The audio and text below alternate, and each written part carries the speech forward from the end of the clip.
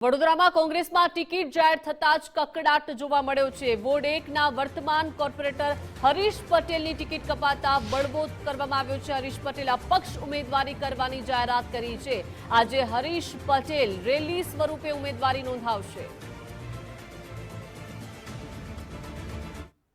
તો વડોદરામાં કોંગ્રેસે તમામ 19 વોર્ડના ઉમેદવાર જાહેર કર્યા છે। વોર્ડ નંબર 1માં કોંગ્રેસની પેનલ ફોર્મ ભરશે। વોર્ડ નંબર 1માં 3 મહિલાઓને ટિકિટ આપવામાં આવી છે। પુષ્પા વાઘેલા, અમીબેન રાવતને કોંગ્રેસે ઉમેદવાર જાહેર કર્યા છે।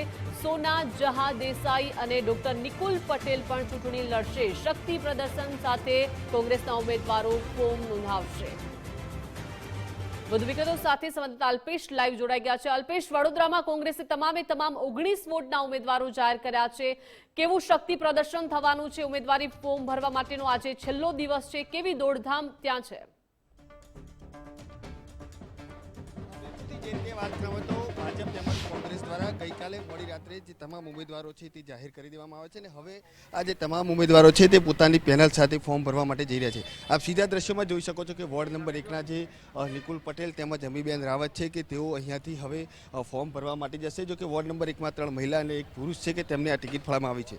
અમીબેનને રિપીટ કરાયા છે। અમીબેન આપણી સાથે છે, શું કહેશો? અમીબેન, ફરી એકવાર વડોદરા વોર્ડ 1માંથી રિપીટ કરાયા છે, કયા પ્રકારની હવે કામગીરી રહેશે અને કેટલું ઉત્સાહ આ વખતે ઇલેક્શનને લઈને? સૌ પ્રથમ તો કોંગ્રેસ પાર્ટી જેને હંમેશા મહિલા સશક્તિકરણમાં, વિમેન એમ્પાવરમેન્ટમાં ખૂબ આગળ રહીને કામ કર્યું છે, પછી એ મહિલા માટે સ્થાનિક સ્વરાજમાં રિઝર્વેશન આપવાની વાત હોય કે આઝાદી પહેલાંથી મહિલાઓને આઝાદીની લડતમાં સાંકળવાની વાત હોય કે મહિલા ઉત્થાન માટે અલગ અલગ નિયમો લાવવાની વાત હોય, પણ પાર્ટીના લેવલે બી એક મહિલા તરીકે મને લાસ્ટ ટાઈમ ઓપોઝિશન લીડર વડોદરાની પ્રથમ ટાઈમ બનવાનો મોકો આપ્યો।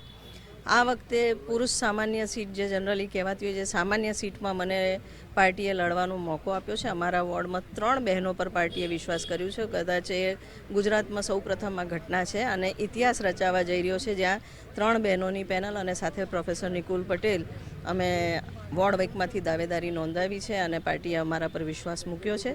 પાછલા 10 વર્ષથી અમે આ વોર્ડમાં કામ કરીએ છીએ। વડોદરા શહેરમાં તો હું 25 વર્ષથી ડેવલપમેન્ટ સેક્ટરમાં અને 10 વર્ષથી એઝ અ કાઉન્સિલર કામ કરું છું અને મને વિશ્વાસ છે કે મારા વોર્ડની પ્રજા મને અને અમારી આખી પેનલ પર ફરીથી વિશ્વાસ મૂકી અને ભવ્ય બહુમતીથી અમારી પેનલની જીત નિશ્ચિત છે। આપણા જૂના સાથી કોર્પોરેટર હરીશ પટેલ એ નારાજ છે, અપક્ષમાંથી ફોર્મ ભરવા જઈ રહ્યા છે, એને લઈને શું કહેશો? કારણ કે હવે ક્યાંક ને ક્યાંક કોંગ્રેસને ફટકો લાગે એવું લાગી રહ્યું છે જો ભરે તો।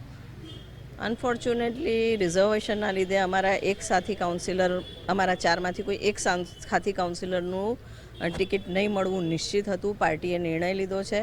હરીશભાઈને ચોક્કસ નારાજગી છે અત્યારે અને પાર્ટી, મને વિશ્વાસ છે કે જે વર્ષોથી કોંગ્રેસની સાથે રહ્યા છે, એમનું આખું ફેમિલી કોંગ્રેસ સાથે રહ્યું છે અને પાર્ટી એમને મનાવી અને એમને યોગ્ય સામે બાહેદારી આપીને મનાવશે અને પાછાથી ફરી કોંગ્રેસ પક્ષ સાથે કામ કરવા આવશે। નિકુલભાઈ, શું કહેશો? કયા પ્રકારની કામગીરી રહેશે? ઇલેક્શન લડવા જઈ રહ્યા છો, હવે ટૂંક સમયમાં ફોર્મ પણ ભરશો।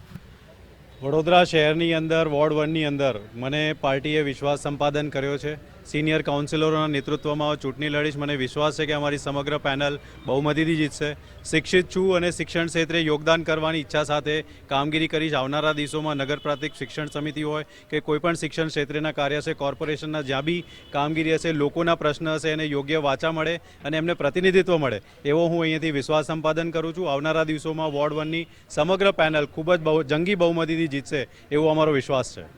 વોર્ડ 1માં જંગી બહુમતી પેનલ જીતશે તેવો વિશ્વાસ છે ને જે રીતે વાત કરવામાં તો હવે જે કોર્પોરેટર નારાજ છે હરીશ પટેલ, તેમને પણ પાર્ટી છે તે મનાવવાનો પ્રયાસ છે તે કરશે, પરંતુ ક્યાંક ને ક્યાંક આ વખતે જે રીતે ઉમેદવારો જાહેર કર્યા છે। આભાર વિગત સાથે જોડાયા તે બદલ।